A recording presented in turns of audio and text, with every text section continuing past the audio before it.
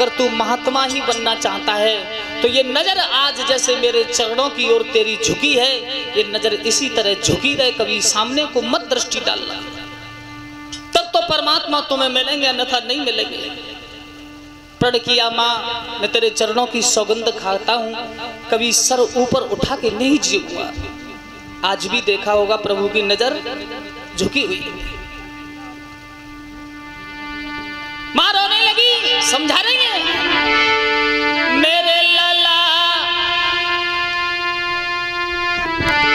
अरे कठिन योग को पंथ बड़े बड़े संत खाए गए चक्कर, जान बूझ के कुमर बने मत फक्कड़।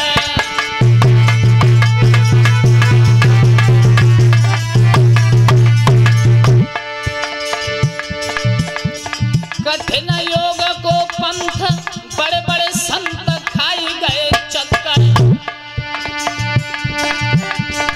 जान बूझ की कुमर बने मत फक्कड़।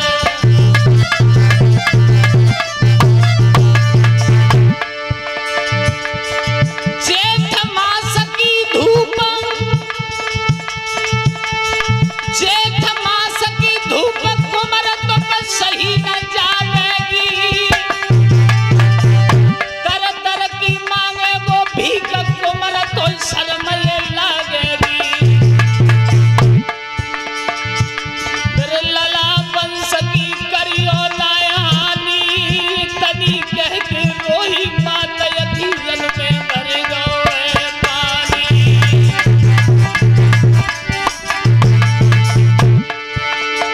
भैया इतनी कह के मातया जो दिल की दर हो गई है, सूरज इतनी कह के बात माता से सकी दर हो गई है।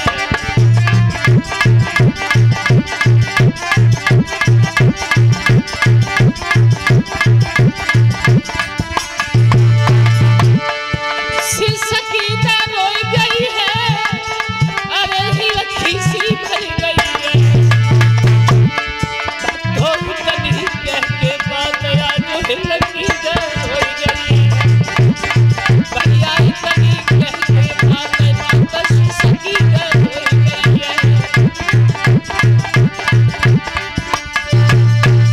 रोने लगी, मेरे कुमर ध्यान रखना, इस छोटी सी उम्र में तुम हमें छोड़ करके महात्मा बनने के लिए जा रहे हो।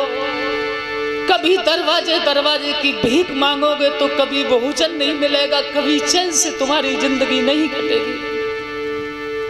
सज्जनों, माँ क्या होती है? माँ तो माँ होती है। माँ की जो ममता अपने बच्चे के प्रति दिल को विदीर्ण करती है, समझाती रही नहीं माने, सारी रात बातें करती रही। सुबह हुआ, सोचने लगे शायद मेरे परिवार के लोग मुझे ग्रस्त में फंसा लेंगे, अब मुझे यहाँ नहीं रहना। घर वाले सो रहे हैं और सोते हुए घर वालों को छोड़ करके ध्रुव की तरह अपनी माँ को तड़पता छोड़ करके दीवान सिंह उठ करके खड़ा हुआ कि आप परिणाम तजु राजधानी कर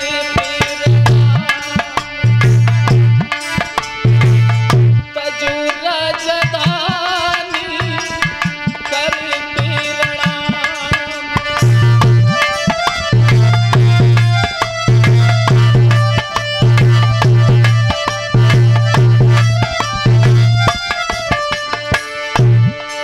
भगवत प्रेमियों, रो रो के बार बार कहने लगे, माँ कभी मुझे याद मत करना, और मैं जा रहा हूँ, जिंदा रहा तो अवश्य मिलूंगा, अन्यथा सारे संसार को दिखा दूंगा कि कोई वक्त पंजाब प्रांत में हुआ।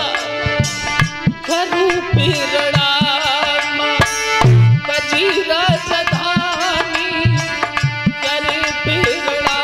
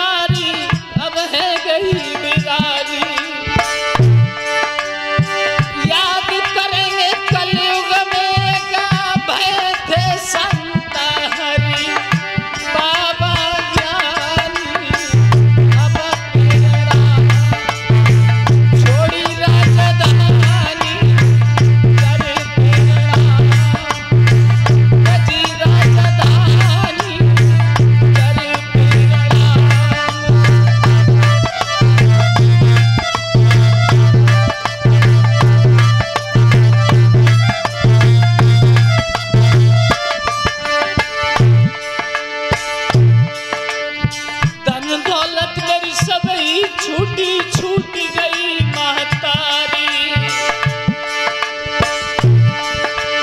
9 महीना जन कोख मिला खो सेवा करी नए संत ज्ञानी कर पीर राम कजी राजधानी कर पीर राम।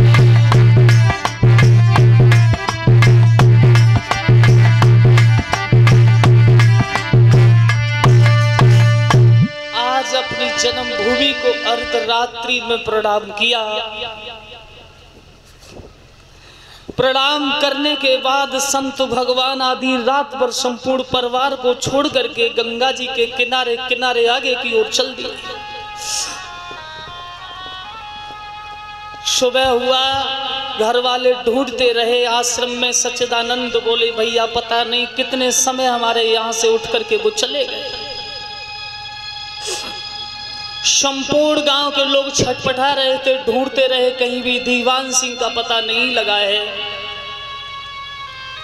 चलते चले आ रहे थे, कुछ दूर 50 मील दूर चल के एक बंगाली महात्मा का बड़ा सुंदर आश्रम है। उस आश्रम पर उन्होंने देखा ये महात्मा बड़े दिव्य तेज प्रकाश वाले हैं, इनके पास कुछ समय व्यतीत करना चाहिए।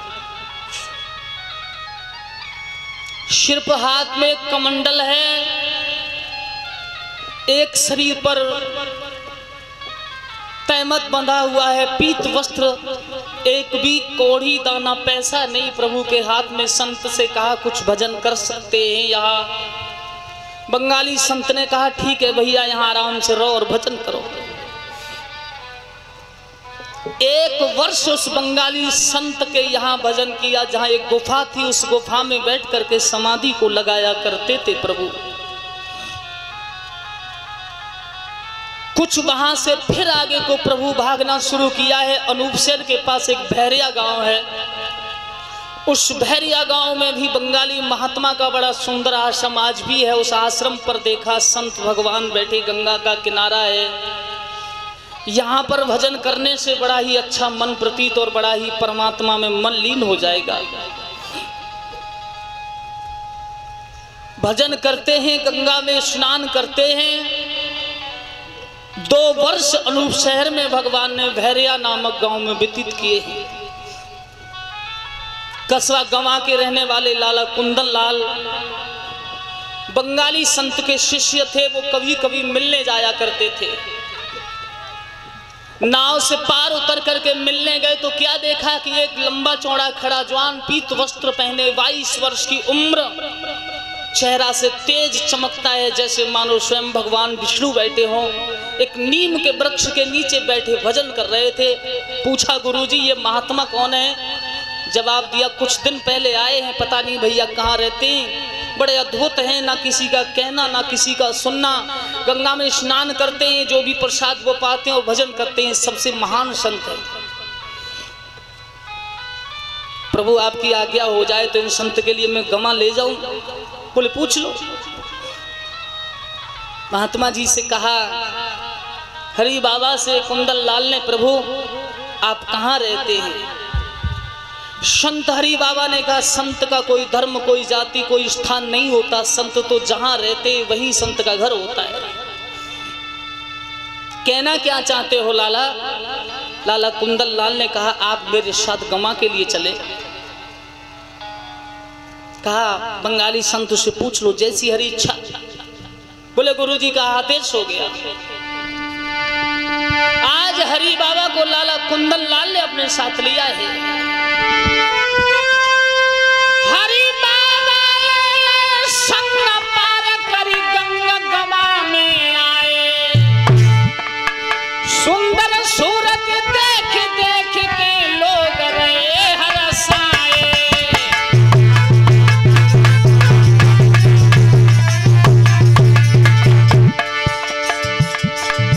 अरे सुंदर सूरत देख देख सब लोग जाता हरसाए।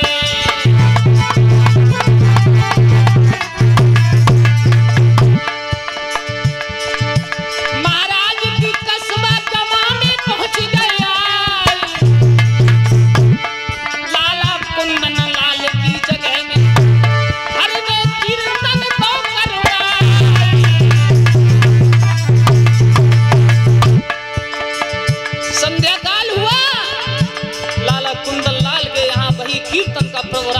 आरंभ हुआ, भारी भीड़ हो गई। अरे भैया ऐसो घंटा बजो गमा में भीड़ जहां भारी जुड़ आई, सोने से घंटा ऐसो बजो भीड़ जहां भारी जुड़ आई।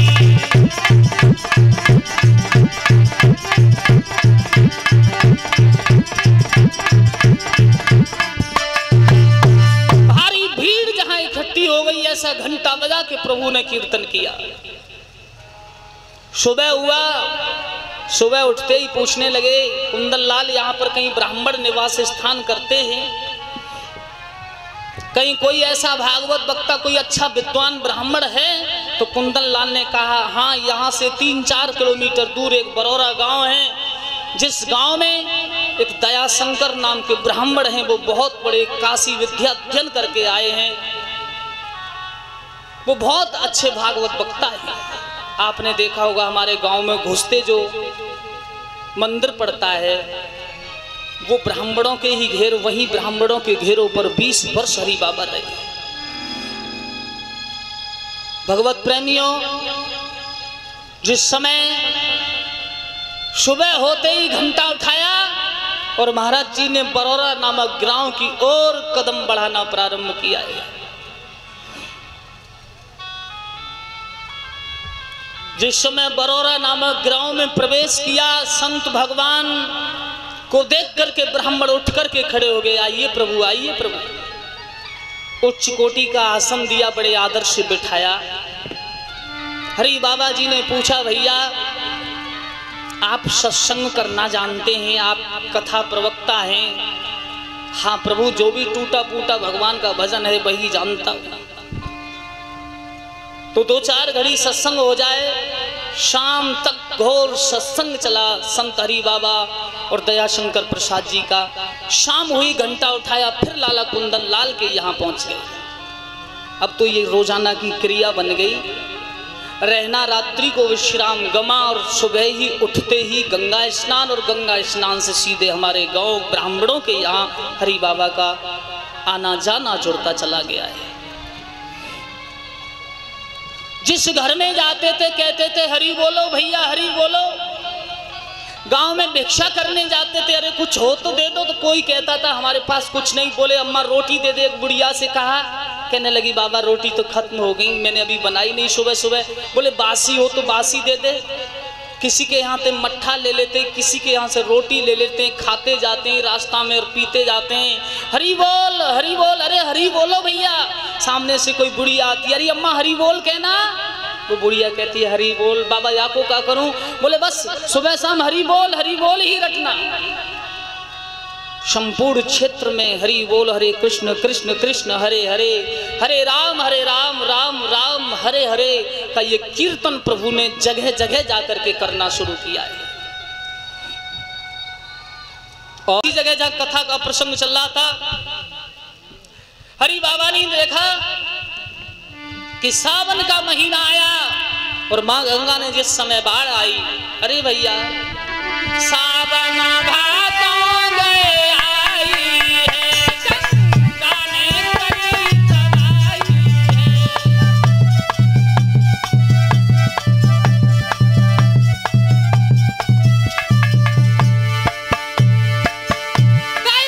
मोल न भाई है, नहीं कसबा न आई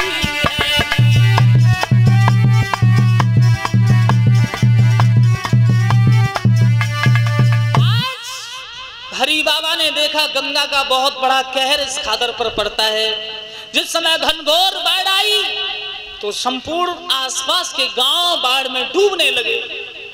हरि बाबा जी ने गमा में एक मीटिंग की, एक बैठक बुलाई और कहा कुंदन लाला से मैं इस गंगा का बांध बनाना चाहता हूं। कुंदन लाला बोले महात्मा पागल हो रहे हो, स्वामी जी ये छोटा मोटा काम नहीं, तुम अकेले इस बांध को बना लोगे। हरि बाबा ने कहा कुंदन लाल हमारे सामने आप ऐसे शब्द ना प्रयोग करें, अरे आप हमारा साथ नहीं देंगे मत दो, लेकिन हमें इस गंगा का बांध बनाना है। ये दुख प्रजा का हमसे नहीं देखा जा रहा। सुबह हुआ, एक जौहरी लाल नाम के व्यक्ति हमारे बरौरा के और एक हुलासी नाई हैं जो जाति से, उन्हें घंटा पकड़ा दिया, जाओ। सब गांव में कीर्तन करते थे महाराज जी एक एक दिन, बोले सब गांव में घंटा बजा दो कि कस्बा गमा में महाराज जी ने तुमको बुलाया है। जौहरी लाल उल्लासी नाई ने जब चारों तरफ घंटा बजाया, हजारों की भीड़ में लोग स्वामी संत श्रोमणी हरि बाबा से मिलने गमा पहुंचे। और लोगों के बीच में कहा गया, कार्तिक के महीने से लेकर और ज्येष्ठ के महीने तक हमें 6 महीने में इस गंगा का सुंदर निर्माण करना है, जब तक पानी आए तब तक। अरे अब किस बात की देरी थी, लोग तैयार हो गए। सोमवार का दिन, पूर्णिमा का दिवस है। हरि बाबा से कहा, प्रभु कैसे बांध बनेगा? बोले अपने बैलगाड़ी, लड़ियां, छगड़ा, पल्ला सब चलो। कोई हाथ में फावड़ा लेता है, कोई छबड़ा, कोई परात, अपनी अपनी बुग्गियां को जोड़ करके स्वामी जी ने देखा कि सिलारा गांव पड़ता है, बांध से 4 किलोमीटर 3 किलोमीटर आगे उस गांव से गंगा का जल निकलता है। उस शिलारे गांव से प्रभु ने उस बांध का निर्माण करना शुभारंभ किया है। स्वयं भगवान ने फावड़ा हाथ में लिया, 5 फावड़े मार करके उस सुंदर बांध का उद्घाटन प्रभु ने किया है। कि धरो हनुमत को ध्यान